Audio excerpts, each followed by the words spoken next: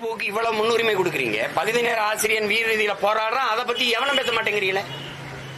தேர்வு வருது, தேர்வு நேரத்தில் பாடம் நடத்தி பிள்ளைகளை படிப்பிக்க வேண்டிய அறிவிப்பு கூட்டுகிற ஆசான்கள் வீதியில் நின்று போராடிட்டு இருக்கான். அவனை அடிச்சு தலைமுடிய பிடிச்சு வண்டியில ஏற்றி கையை காலை உடைக்கிறான். அதை யாரும் பேச மாட்டேங்கிறீங்க. சம வேலை பார்க்கிறோம், சம ஊதியம் கொடுங்க ஆசிரியர் பெருமக்கள் வீதியில நிக்கிறான். பணி நிரந்தரம் கட்டி நிக்கிறான். தேவதை போல சேவை செஞ்ச மக்கள் கொரோனா நேரத்தில் அவர்கள் இன்னைக்கு தேவையில்லைன்னு சொல்லி செவிலியரை வீதியில போட்டிருக்க, அதை பேச மாட்டேங்கிற. இந்த அரசு மருத்துவர்கள் மறுபடி வீதிக்கு வந்துட்டான் எனக்கு ஊதிய உயர்வு கொடுன்னு, அதை பேச மாட்டேங்கிறீங்க. இதையெல்லாம் கவனிக்காத முதல்வர் இந்த ஜனநாயகம் படத்துக்கு சான்றிதழ் கொடுக்காம இந்த மறுக்குதுன்னு போடுறாப்புல. அப்ப இது முதன்மையான பிரச்சனையா இருக்கு. நீங்க எப்படி ஆட்சி நடத்துறீங்க? நான் ஈரோடு கிழக்குல உங்களை எழுத்து போட்டிட்டேன். 5 நிமிஷம் அந்த குறித்த நேரத்துக்கு மேல பேசிட்டேன்.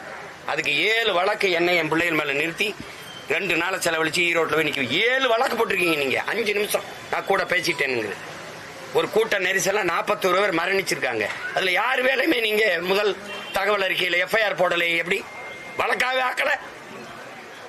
இந்த நாட்டில் ஒரு மனித புனிதன் நீ மதுக்கடை திறந்து குடிக்க வச்ச காலத்துல ராஜாஜியை திறந்த 6000 பள்ளிக்கூடத்தை 3 பள்ளிக்கூடத்தை திறந்து படிக்க வச்சு 14,000 பள்ளிக்கூடங்களை திறந்து எங்களை படிக்க வச்ச என் தாத்தன் காமராஜர் ஒரு வலையொலிக்காரன் அவ்வளவு இழிவா பேசுற.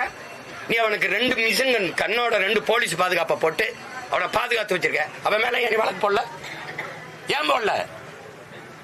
உங்க துணிவு இல்லாம அவன் பேசுறான். தமிழ் மக்களின் பேரன்பு மிக்க ஒரு பெருந்தலைவனை இப்ப சீமாண்டைக்கு நின்று பேசுறான். அவன் புகட்டாத கல்வி அறிவா சொல்லுங்க? அவன் கட்டின பள்ளிக்கூடத்துல படிச்சுதானே நாங்கள் வந்திருக்கோம். தனக்கு கிடைக்காத கல்வி மற்றவர்களுக்கு நாட்டு பிள்ளைகளுக்கு கிடைக்கணும் படிக்க வச்சவனை எப்படி நீ இழிவா பேச அனுமதிக்கிற? உன் ஈவாராவை பேசினா தாங்க முடியல.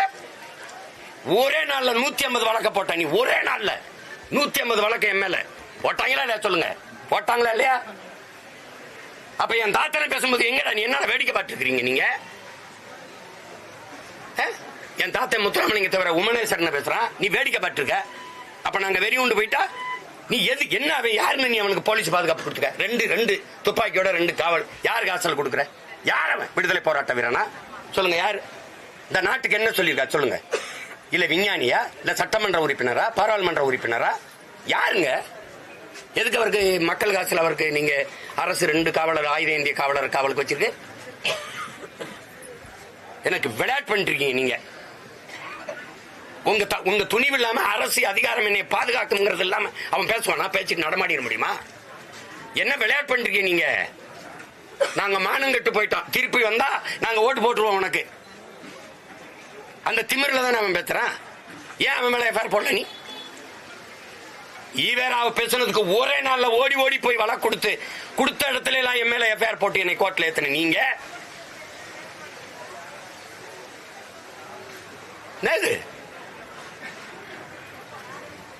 ஒரு தேசிய பிள்ளைகள் எழுச்சி உருகிற காலம்.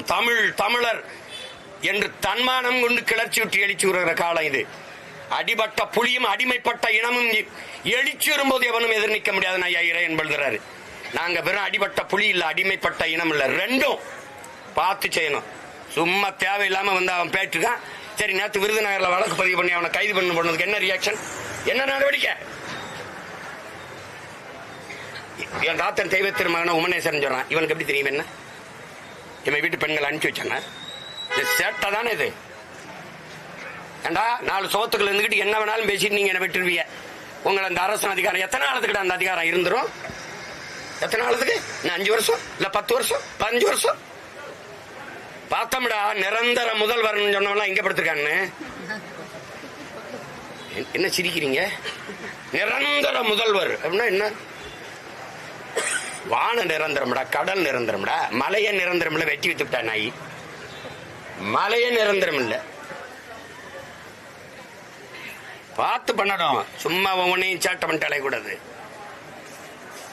ஒரு பாடம் வரல அவ்வளவுதானே. இன்னைக்கு வரல, நாளைக்கு என் பிள்ளைகள் வந்தா பார்க்க போகுது. என்ன பண்டிகையில வரல கூட வசூல் படுவோம் இல்ல, அவ்வளவுதானே. அடுத்து கூட 10 நாள் ஓடினா அந்த பிள்ளைய போய் பார்த்துட்டு போறோம், அவ்வளவுதான். அவ்வளவு நீ எங்க கொண்டு தள்ளுற? ஒரு அறிவு சமூகத்தை அழிவு சமூகமா மாத்திக்கிட்டே போறியே. நீ பள்ளி கல்லூரியில அரசியல் பேசக்கூடாது தடை போட்ட, நீ சினிமா பேசக்கூடாது ஏன்டா சொல்லல? நீ ஏன் சொல்ல? நீ ஏன் சொல்ல? என் இறை வழிபாட்டை விமர்சிச்ச நீ திரை வழிபாட்டை ஏன் விமர்சிக்கல? கதாநாயகன் வழிபாடு கடவுள் வழிபாடை விட மேன்மையானதுன்னு கட்டமைச்சிட்ட. அதே கல்லூரி விழாக்கள்ல இலக்கியவாதி பேச மாட்டான், இயக்குனர் பேசுவான். நற்றமிழ் சான்றோன் பேச மாட்டான், நடிகன் பேசுவான், நடிகை பேசுவான். அப்ப என்ன ஆகும்? சினிமா தான் இருக்கு உச்சம்னு. அங்க ஆடுறது என்ன? சங்கே முழங்க பாடுறான். சங்க இலக்கியமும் தமிழ் இலக்கியம் பாடல்களுமா, எழுச்சி பாடல்களுமா பாடுது. திரைப்பாட்டை பாடிக்கிட்டு அந்த வேஸ்தை போட்டு ஆடுறான்.